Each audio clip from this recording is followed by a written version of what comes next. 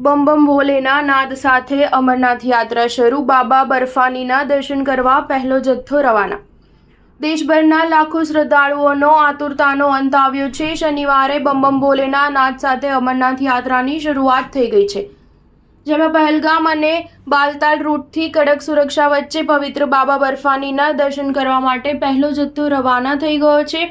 ઉલ્લેખનીય છે કે આ યાત્રા 52 દિવસ ચાલશે અને 19મી ઓગસ્ટે શ્રાવણ પૂર્ણિમાના દિવસે પૂર્ણ થશે।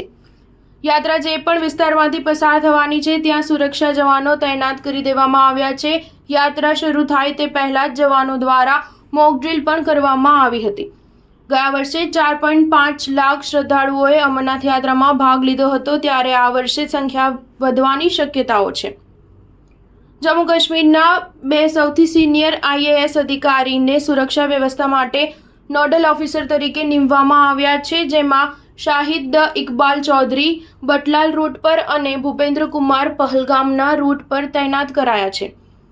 જમ્મુથી પ્રથમ જથ્થાને શુક્રવારે રવાના કરવામાં આવ્યો હતો, જેમણે આજે બાલતાલ અને પહલગામથી પોતાની યાત્રા શરૂ કરી છે। આ વખતે સુરક્ષાને ધ્યાનમાં રાખીને દરેક યાત્રીઓ માટે રેડિયો ફ્રીક્વન્સી આઇડેન્ટિફિકેશન કાર્ડ ફરજિયાત છે। આ કાર્ડ વગર કોઈપણ શ્રદ્ધાળુઓને આગળ વધવાની મંજૂરી નથી।